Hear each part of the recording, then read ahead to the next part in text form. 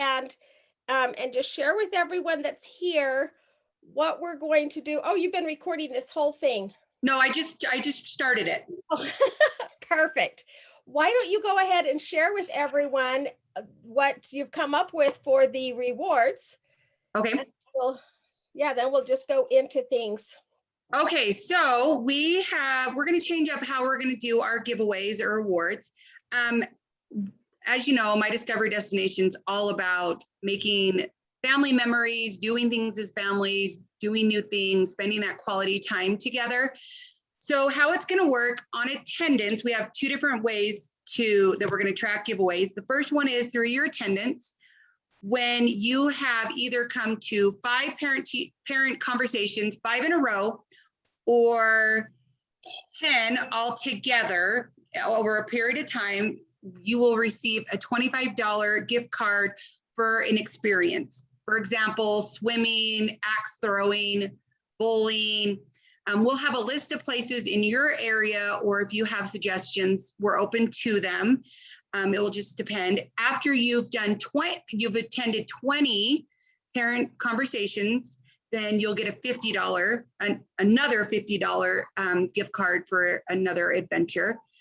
Also, every time you bring 5 different people and encourage them to come and they attend, then you'll get another $25 gift card for an adventure. And like I said, they don't have to be the same, and it will depend on your area. Like I live in Tremont, there's not a lot of things around here. So Salt Lake has a lot more options. So we will work with you as you reach these.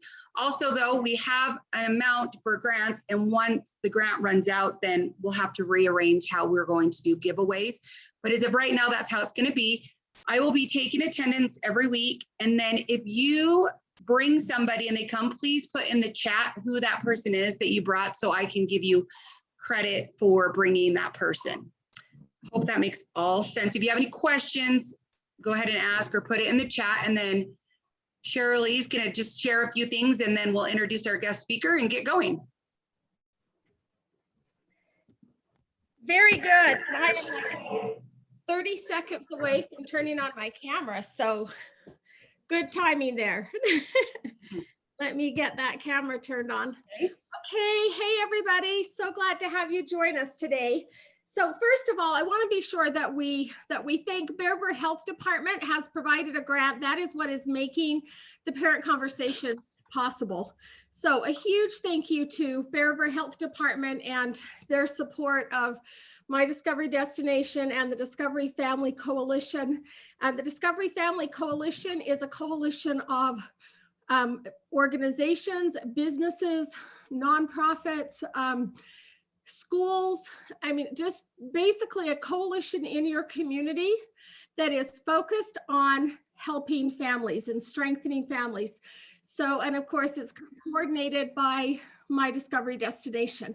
So a huge thank you to the Bear River Health Department and all of our many partners that make this possible. I'm really excited about today's guest speaker, and I just wanted to introduce just very briefly. I'm not going to introduce her, Kim is going to do that, but I wanted to introduce the topic.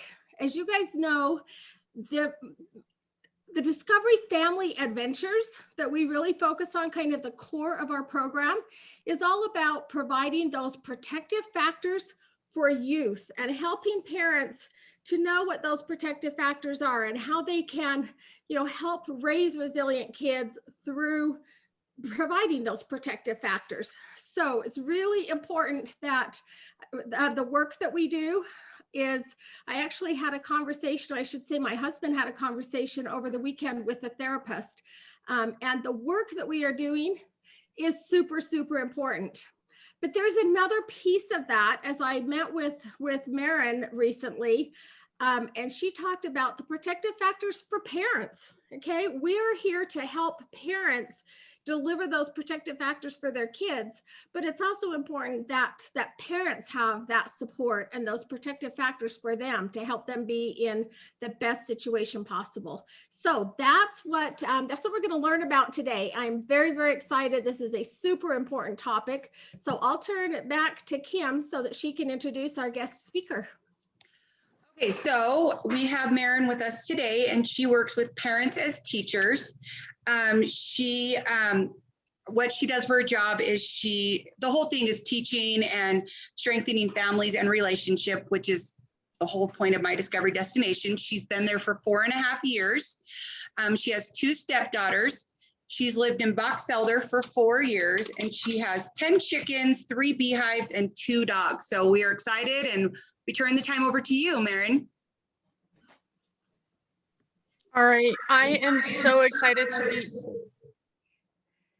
There's a echoing. Yes. Is it gone? There we go. Okay. All right. Sorry about that. I am so excited to be here today and to share some information with you about the protective factors. So there's 5, sometimes they say 6 protective factors, and these come from studies done a few years ago.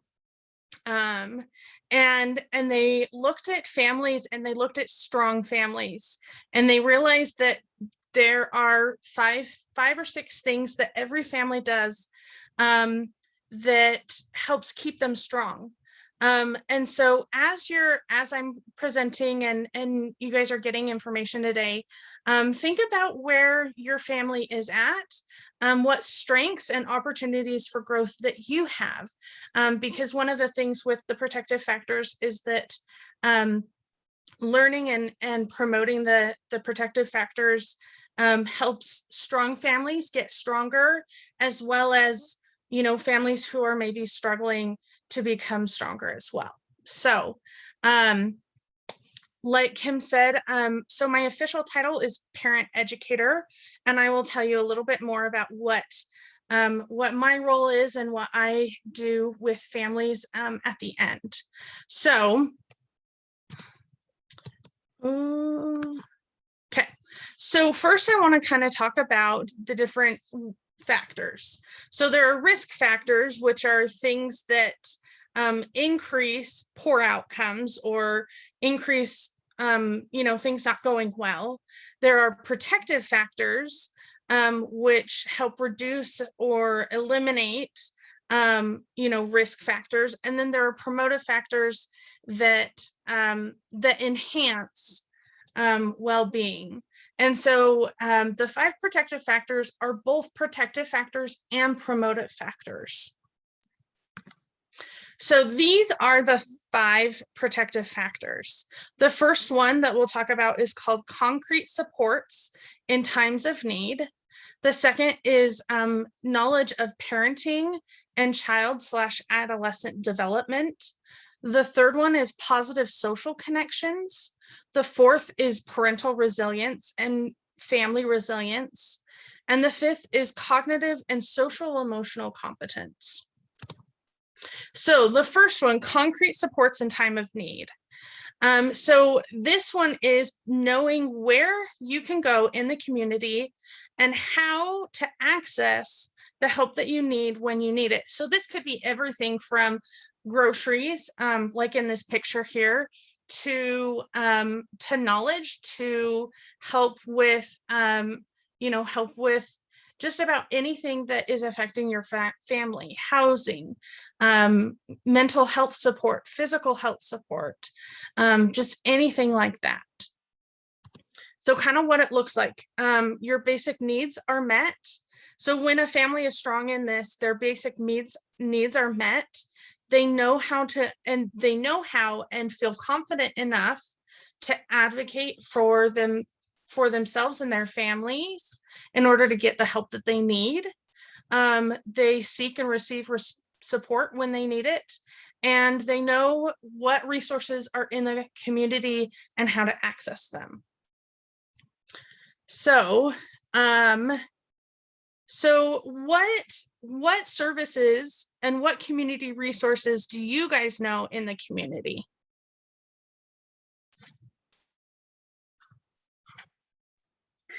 I can't show the video right now, but when my husband and I were living at the University Village in Salt Lake City, we went to the campus food pantry all the time. And this was during COVID where it was especially hard to get out.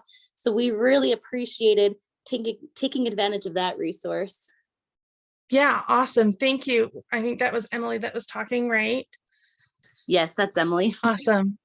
Thank you, Emily. Yeah, and we have 2 food pantries here. And then actually over the weekend, I learned about a little like corner, kind of like, you know, those libraries where you can either take a book or leave a book.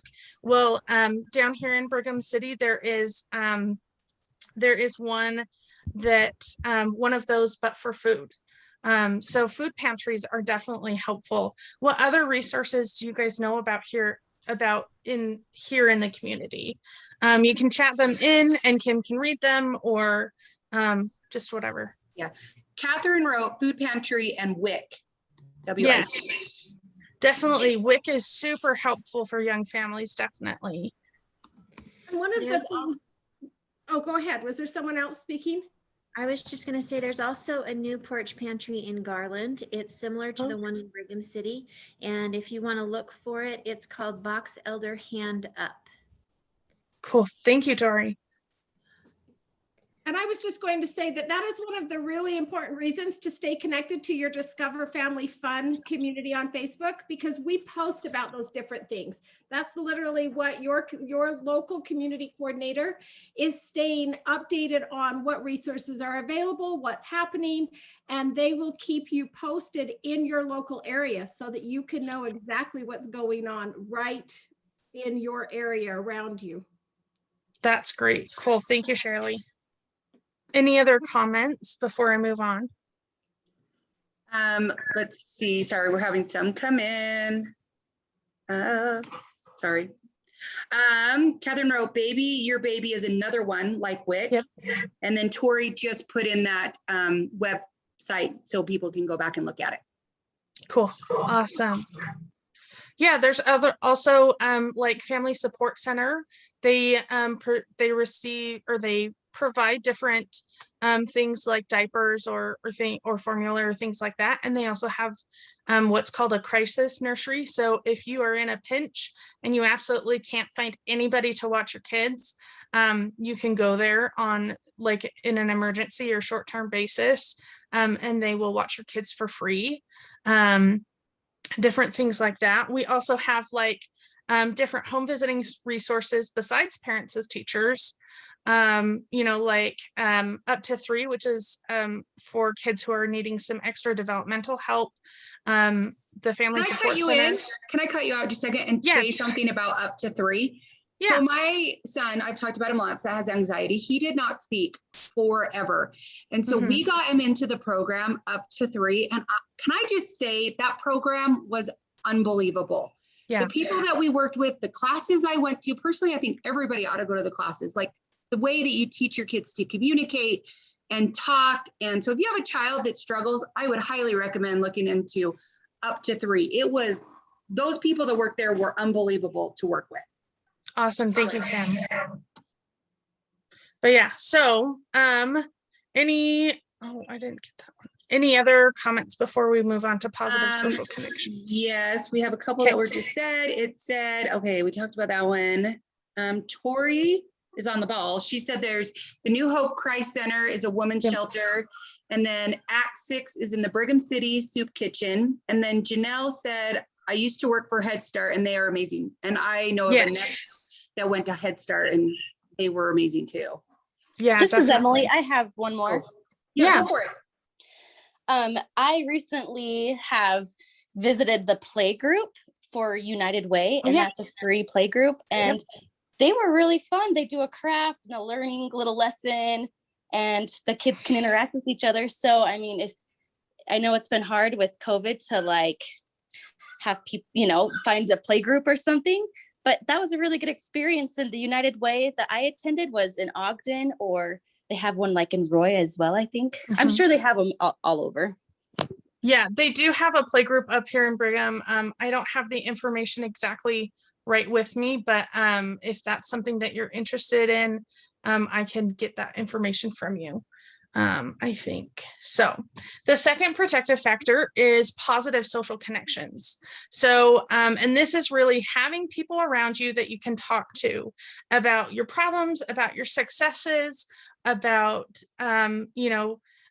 to commiserate, to celebrate with you, and just to socialize. It's important that, just because we're grown-ups, it doesn't mean that we shouldn't have friends. It's harder for us as adults and parents to have friends, but they are just as important.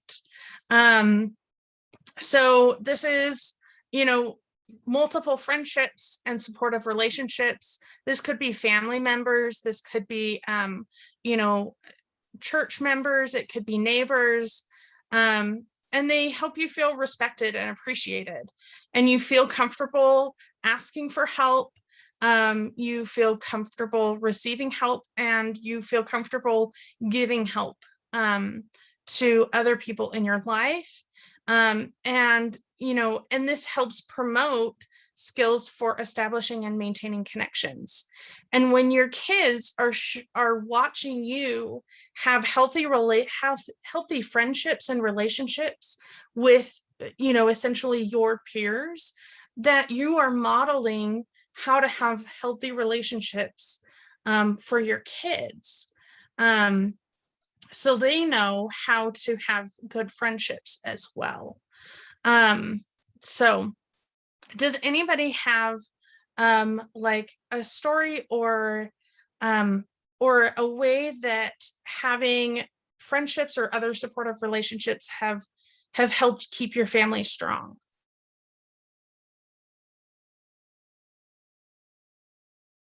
I could say that last year when quarantine started, that was rough. And as a result of trying to figure out how to get school to work for my kids, then I was in contact with more of the school moms. Mm-hmm. And we did Marco Polo and stuff like that. And that moved from just a school thing to a friendship that some of those ladies are some of my closest friends now. And that has just been really amazing that we can help each other out, pick up each other's kids from school, or ask questions about whatever it is, or just hang out together, and it's been really great. Yeah, that's awesome. Yeah, one of my friends, we actually do bees together. And so it's really fun to have someone to, even though it's just a hobby of mine, it's fun to talk with them about that. And then it leads to talking about other things as well. So. This is Emily. I have a comment. Yeah. I was going to say, I think in addition to groups in person, I think sometimes there's support groups on Facebook that are really helpful. My little baby has a club foot, and so I found a support group on Facebook. I don't know anyone in person who has the same experience, but even going through there, we've all been learning a lot from each other, and it's just nice to interact with people who are experiencing the same things as you. And sometimes we even do clothing shares because it's expensive to get a new wardrobe based on something like that. Yeah, especially definitely. Suddenly. Yeah, definitely. Cool. Any other comments or? All right. So the third one is parental resilience. So parental resilience is your ability to adjust and bounce back and adapt and change during difficult times. I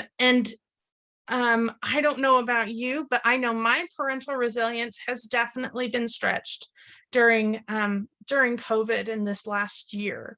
And having parental resilience has helped my kids know that they are safe, know that, Maren's got this. She knows what she's doing. I'm safe. I'm secure. My other parents do too. So what parental resilience looks like is that in the face of life stresses, you are able to see hope, optimism, that you have the self-confidence that that you can make it through whatever's going on in your life. You have problem solving skills. You are able to think outside the box when you need to, or to get help when your brain isn't letting you problem solve. Self-care, being able to take care of yourself and know when you need to step back and take care of yourself before you break down. And then, not allowing stress to interfere with life functions, and hope and a positive attitude about the future. Is the dinging a comment that's coming in, Kim? No, those are people that are joining us as we go. I'll interrupt you if we have a comment that we need to do. Okay, thanks. You're welcome. So my question for you guys is, where is your resilience? What has made, especially the last year, what makes it hard to be resilient? What makes it easy?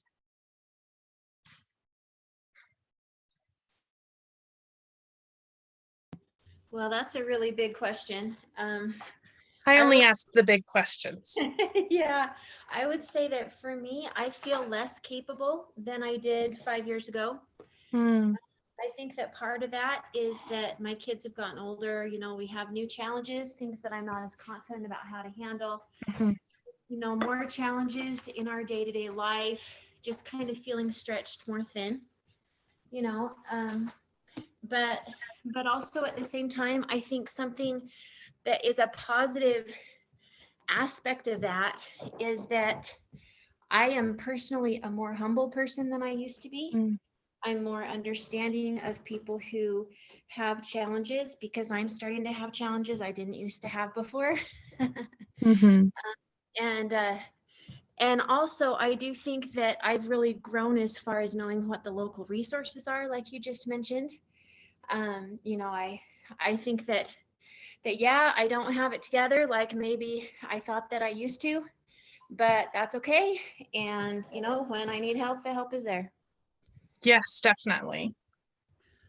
Catherine wrote, having a supportive spouse has made all the difference. And I second that. My husband is so supportive on everything I go through and helping me with the kids. And so I think when you have a good relationship with your spouse, you have that built-in, I don't know what the right word is, built-in person that has your back all the time. Right. You have someone that you have a positive social connection with right in your house, and they are in almost the exact same life that you are. Absolutely. Thank you for that, Catherine. Does anybody have a story of when their parental resilience has been stretched and you've grown from it? I'm just going to share this. Emily just said, going off of what Tori's comment, I have grown by utilizing community resources and contribute to them and promoting them myself. Yes, definitely. Thank you, Emily. All right, so I apologize for some of this wonky stuff. So this says the new research in psychology and neuroscience shows that it works the other way around. We become more successful when we are happier, is what that essentially says. And so, part of parental resilience is being able to find the happiness in any situation. So it's interesting, Tori, that you said I'm experiencing new challenges with my kids as they change and grow, because one of the protective factors, the next protective factor, is knowing how your children are growing, knowing their development, and then being able to use your parental resilience to adapt your parenting. And And the truth is that our parenting does have to change as our kids grow. Even as simple as, when your child is a newborn, you only have to know, how to make formula, or not only have to know, but the main food issues are formula or breast milk, and making those decisions and difficulties with either one of those. And as your child grows, it gets a little bit more complicated. It becomes different. You're figuring out how to feed them foods for the first time. You're watching for allergies, you're dealing with picky eating, all of these things. So what this looks like, what does knowledge of child and adolescent development and parenting look like? So it's nurturing your child, knowing where to find information about your child's development. We don't, as parents, we don't come, it's not like our children are born and all of a sudden we know exactly how they are supposed to develop or how they're going to develop. And so the expectation is not that you do know everything. It's that you know where you can find information about their development, that you know the resources in your community and online, to be curious about your child's development, and then using that knowledge of child development to create appropriate boundaries and expectations, and then also responding to your child's unique needs. So one of the things that I wanted to talk about today, and this is, before you on, Janelle wrote a comment. I agree with it totally. She said, you also need to change and adapt from child to child. They all change and grow a little differently. I have 4 kids and Absolutely. I don't raise any of them the same. Absolutely. Yes. And that ability to change, to be able to spin 180 degrees from one child to the next and knowing exactly what that child needs, that just shows your strength in that resiliency and in your knowledge and your understanding of each child. So that's great. Thank you. So if you will take your hand, and so you're going to take your hand, and this is a handy model from Dr. Dan Siegel, and he is a neuropsychologist. So we're going to create the brain with our hand. Down here is our brain stem. It controls things like breathing, your heartbeat, automatic functions, digestion, things like that. Then if you put your thumb right in the middle, this is your limbic area or your amygdala. And this is where your emotions live. That's where they come from. This is where your impulses come from. This is where your safety radar, your fight, flight, freeze comes from. So together, these kind of make, he used to call it the reptilian brain. It's more automatic. It kind of keeps you going, keeps you safe, keeps you from being eaten. Then over that, we as humans have our thinking brain. And so one thing to mention, so if we have our brain like this, and I turn it kind of sideways, you can kind of sort of see how the brain looks. The brain develops from the bottom to the top and from the back to the front. So back here, we have what's called the occipital lobe. That's where our vision gets processed, and children's vision is pretty much completely developed by the age of about 3 or 4. And so if it develops from the bottom to the top and the back to the front, that means this part right here at the very top is the last bit to develop. So I want you guys to guess, at what age is this part of the brain developed completely? Catherine wrote 21, Megan guessed 25. Yes. Yep.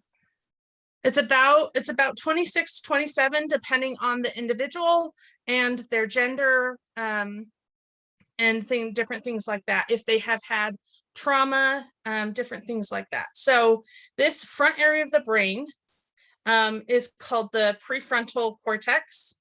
As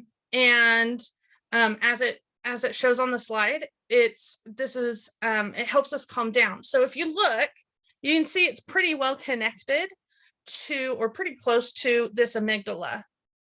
So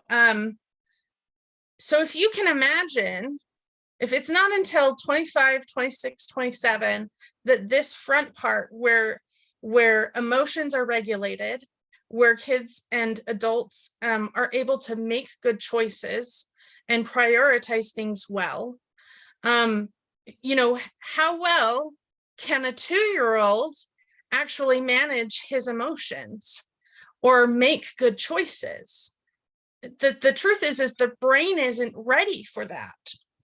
So what can happen is, and this can happen with anybody, but it happens a lot for our little kiddos, is that the emotions become so big that the connection between the amygdala, the emotion part of the brain, and the thinking of the part of the brain flips. And there's no connection there. And so when your child is having a tantrum, what's happening is their amygdala is fired up and their thinking brain, there's no connection there. And so one thing that you can do, and this is what Dan Siegel suggests, is, your job as a parent is to also not flip your brain, which is hard at times, I know, but also to help bring their brain back into a thinking state, and a whole state. And one of the ways that you can do that is by doing what's called a time in. And a time in is where you bring them close. You seek for connection rather than correction right away. And you bring them close, or you sit nearby them if they, don't want to be touched. And you just convey calmness. There are these things called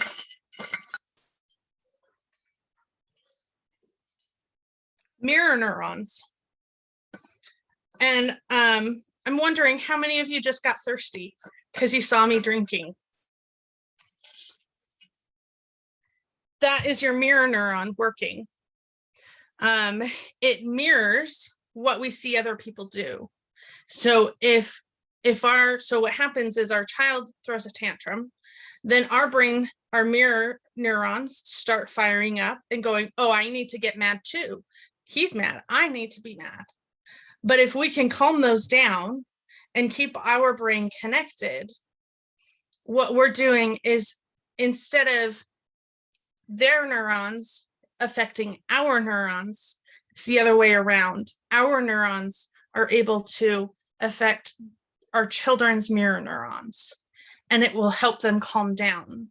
And once they're back in that thinking state, then they are open to consequences, to talking about what in the world is going on in their world. So yeah, I love talking about the brain. In what other ways do you see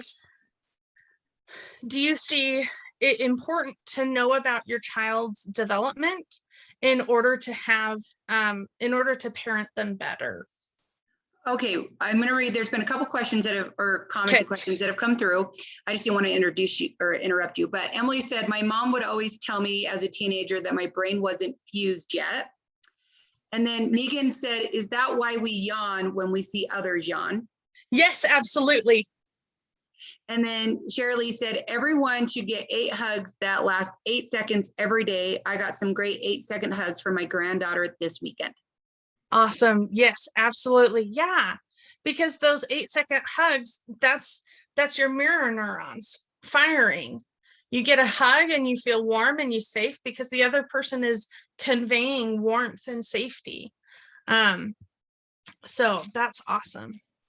Just to go along with the 8 seconds, me and my husband were raised very different, I'm sure, like most people. And my mom and dad's bedroom was like an open door. Like when it was open, we could go in there. I remember I would go crawl in next to my mom, even as a teenager.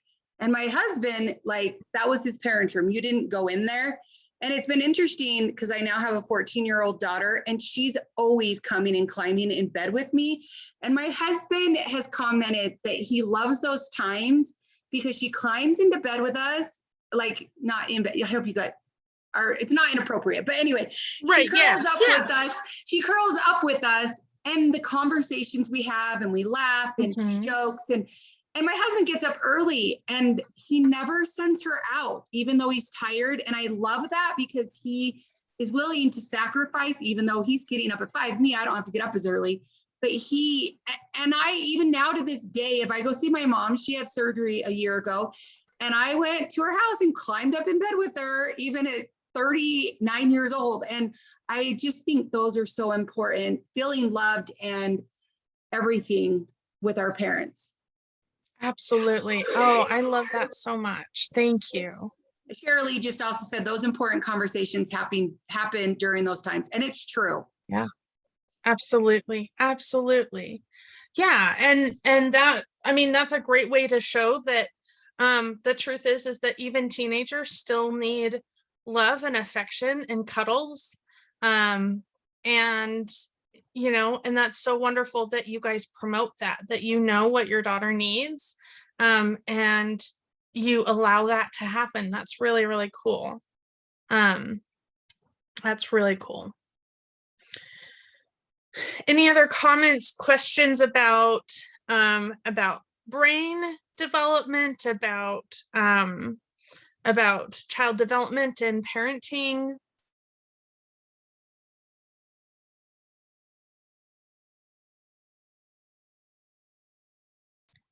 Okay. So the last one that we have is cognitive and social emotional competence. So this is the ability, so this is your children's ability actually, and yours to cope with social and emotional situations effectively and to be able to access this prefrontal cortex. And so what it looks like for parents, it's having warm and consistent responses that create a strongest and secure attachment with your child.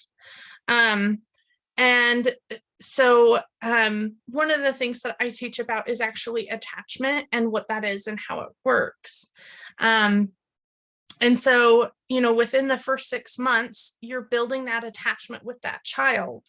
And you're showing that child that they are safe, that they will be cared for no matter what, that someone will respond to them quickly and warmly and consistently.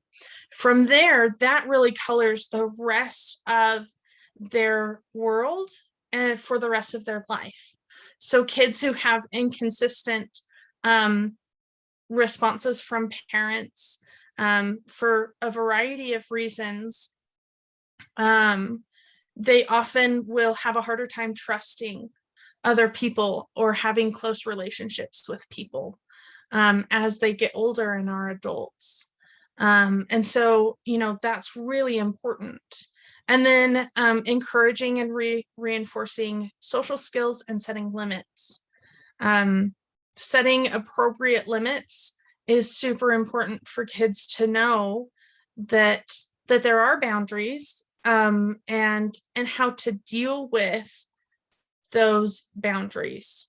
I was talking with someone the other day, and they were talking about how, you know, their 2-year-old cries over the littlest things. Oh, you can't go play with the fingernail clippers. Tantrum, tears, wailing and gnashing of teeth. And the reality is that the reason why we don't have that same reaction is simply because we've already been through that limit, that fingernail clippers are a tool and not a toy. Someone has already told us that and taught us that, and we've already had that tantrum. And so kids are really just, they need those limits in order to learn how to deal with difficult situations. So for the child, it means social and emotional competence looks like age-appropriate self-regulation. So if we go back to our brain, you know, a 2-year-old, he's going to flip a lot. A 5-year-old, they go through a huge, you know, prefrontal cortex growth between about 3 and 4 and 5. And so you'll notice, you know, your 5-6-year-old has a little bit better control of emotions. Your teenager goes through the same development of that prefrontal cortex as your toddler, which is why we call 3-year-olds sometimes 3-nagers, and we go, oh my gosh, why is my teenager acting like they are 2? Well, it's because their brain is developing in the same exact way. And so their ability to self-regulate is actually lessened again during those early teenage years, and they're building up that ability to self-regulate again. It's the ability to form and maintain relationships with others, and have positive interactions with each other and with parents and other adults, and being able to communicate effectively.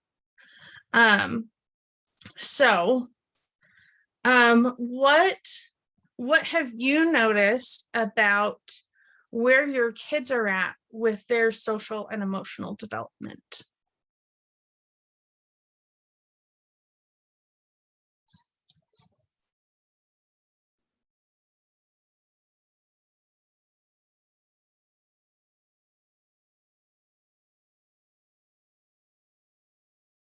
Hey, can you say that question again? Yeah. So what have you noticed about your kids' social and emotional competency and where they're at with that?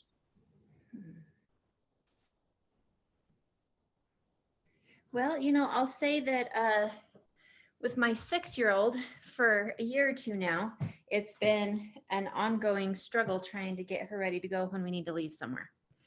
And I'm sure that that comes down to her development, you know. Mm-hmm. And there's things that I can do to help. But on the other hand, I have an 11-year-old, and recently I've been seeing her really making an effort, you know, trying to help things go better. She's getting her stuff, you know, ready. She's on time. She's helping her sisters when she really doesn't have to. And so I assume that comes from their brain development. Yeah, absolutely. It also comes from your repeated teaching of this is what we do socially. We help others. We work together as a family to be able to go and do something. You've also taught and are teaching empathy. And so she sees, oh my gosh, mom's having a really hard time, and she can empathize with that. And so then that empathy leads to action. So that's really cool. Thank you, Tori.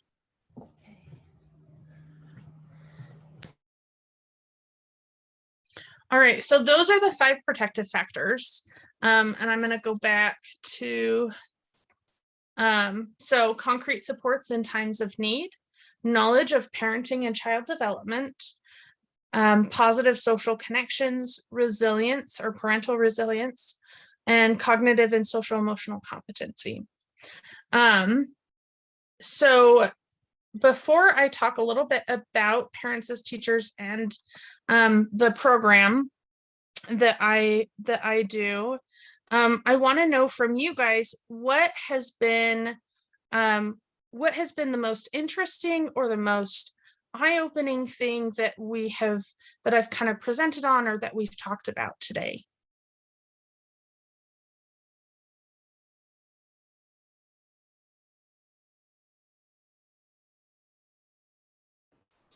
I liked the part where we talked about, I'm not sure what you call it, but about when we have friends and family around us, how, Social you know, connections. Yeah. right, yeah, that we can get that support, we can have somebody to talk to, and that also models a healthy friendship for our children.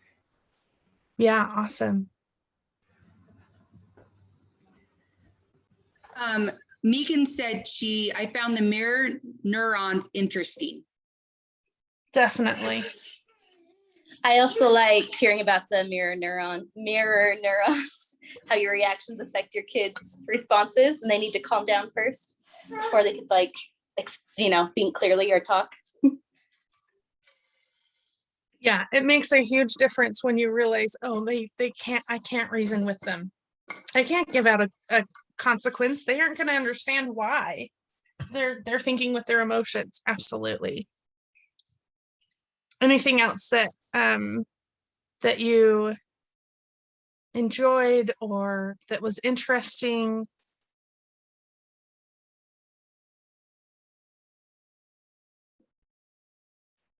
What will you guys be working on? Because I know, like last time you guys had chore charts that you guys that you did. What will you guys be working on after this presentation? How will your lives and your family change? I think that something I can work on is to try to keep in mind that development. Sometimes I get kind of a visit type mentality, just like, come on, all right, well, now you're in trouble, the end. And so I can work on being more patient with what's going on with them. Yeah, and go ahead. I was just going to say, I love that. And it might be fun if there's a graphic. I don't know if you have a graphic we can use, Maren, but it would be fun to have a graphic that that parents can use. Would that be the one? Yeah. So, also, just to mention, we do need to end by 1:55. We have another meeting that starts Okay. in the same, it uses the same account. So okay. Sorry. Okay, so Parents as Teachers is a home visiting program, and we serve families in Box Elder, Weber, and Davis counties and the families have children prenatal to 5. We help families strengthen these protective factors. Every visit, we do a fun developmental activity, and they're twice a month for about an hour each time. They're completely free for anyone and everyone. There's been a governor of Missouri that has done Parents as Teachers. It's an international program. So if you're interested in our program, my contact information is there, 509-200-6130. You're welcome to call or text me. So yeah, any last thoughts or questions or anything? Catherine just finished by saying, keeping my kids calm and remembering they have squishy brains. Yeah. Oh, I love that. Squishy brains. Awesome. And then I think it's Melissa's her first name. Sometimes I feel like their meltdowns are a reflection of me parenting poorly. It's a nice reminder that it's not because I did something wrong. Yes, absolutely. You're doing better than you think you are. I love that. And let me just mention, I just made a post in our community coordinators group. I'm going to share some activities that Maren has shared with us, with Tori and myself. And so over the next week, stay tuned to your Discover Family Fun community, and we will have some fun. We'll actually take a day and focus on each of these different protective factors and have some activities that you can do with it as well.